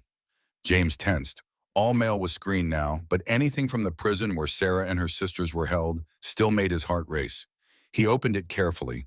Inside was a brief official notice. Sarah Mitchell had been found dead in her cell that morning, apparent suicide. The preliminary investigation suggested she had been planning it for weeks, hoarding medication. A note found in her possession had contained just 3 words: "Family endures always." James felt a complex wave of emotions: relief, disbelief, and a lingering unease. Sarah had been the mastermind, the most dangerous of the sisters. With her gone, perhaps the threat truly was diminishing. "Is everything all right, sir?" Eleanor asked, noting his expression. "Yes," James said, tucking the letter away. "Actually, I think it might be." That evening, after putting the children to bed, James sat on the porch swing, listening to the night sounds of their suburban neighborhood. So different from the isolated mansion they'd left behind with its echoing halls and shadowed corners. Here neighbors checked in on each other. Children rode bikes on sidewalks. Normal life unfolded all around them, healing in its ordinariness. The security system beeped softly as the night shift arrived, a reminder that normal didn't mean unprotected. James had found the balance between vigilance and paranoia, creating a life where his children could feel both safe and free. His phone buzzed with a text from Jonathan. "Call me when you can. Important update on Rebecca's case." James was about to call when he heard a soft voice from the doorway. "Daddy, I had a dream." He turned to see Lily in her nightgown, her golden hair tousled from sleep. "A bad one, sweetheart." She shook her head, climbing onto the swing beside him. No, it was about Mommy. She was in our garden planting flowers, and she was smiling. She told me to tell you that we're okay now that we're safe. James felt his throat tighten with emotion. That sounds like a very good dream, Lily. It wasn't scary at all, Lily confirmed, leaning against his side. Doctor, Natalie says dreams like that are healing dreams. They help our hearts feel better. Dr. Natalie is very wise, James said, putting his arm around his daughter's shoulders. They sat together in comfortable silence, the swing moving gently back and forth. After a while, Lily spoke again. Daddy, is it true that the bad lady can't hurt us anymore? I heard you talking to Eleanor. James hesitated, always careful to be truthful with Lily without burdening her. Yes, sweetheart, Sarah is gone now. She can't hurt anyone anymore. Lily nodded, absorbing this. What about the other bad ladies? They're going to stay in prison for a very long time. James squeezed her shoulder gently. And we have people watching over us, keeping us safe. Like guardian angels. James smiled. Something like that. Plus our special security system and Mr. Rodriguez's team. Lily was quiet for a moment, then said with childish certainty, and we have Mr. Cuddles too. He protects us. James looked at the well-worn teddy bear clutched in Lily's arms. The hidden camera had been removed months ago, but Lily still treated the stuffed animal as her special protector. In many ways it was that bear had helped save their lives. Yes, James agreed. We have Mr. Cuddles too. Lily yawned, her eyes growing heavy. I like our new home, Daddy. I don't want to leave. We won't have to leave, James assured her. This is our home now, for as long as we want it to be. Promise, I promised, Omanbo. James kissed the top of her head.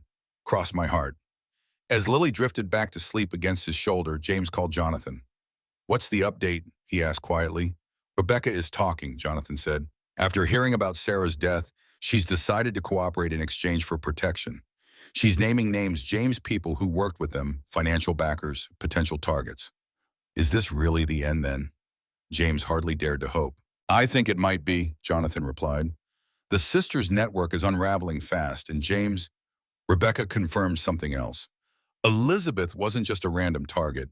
She was chosen specifically because of you. Miwei.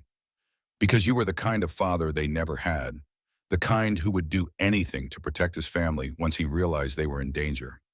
Sarah believed that if she removed Elizabeth, you would eventually transfer that devotion to her. James looked through the window to where his children slept peacefully. She never understood what real love is.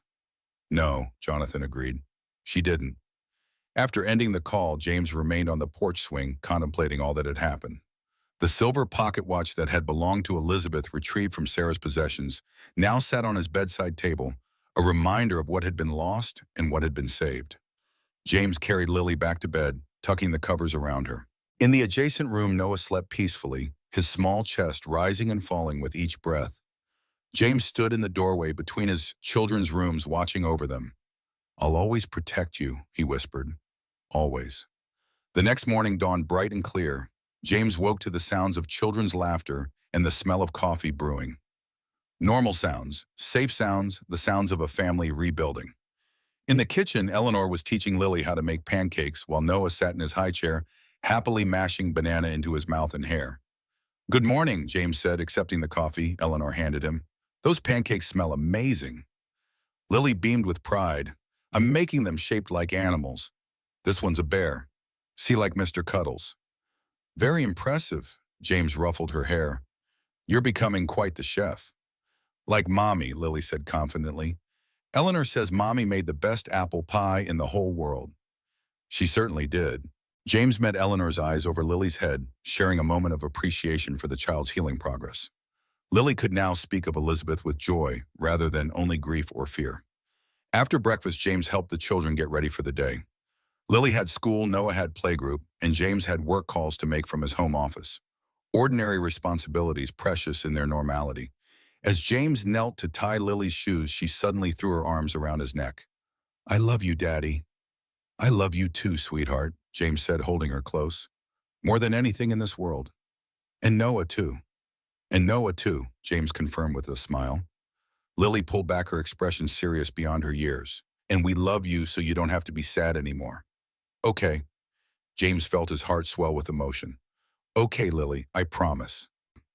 As they walked out to the waiting car, security protocols still in place but less intrusive now, James took his children's hands, Noah on his left, Lily on his right. Together they walked down the path toward the future, a family reclaimed from the shadows stepping bravely into the light.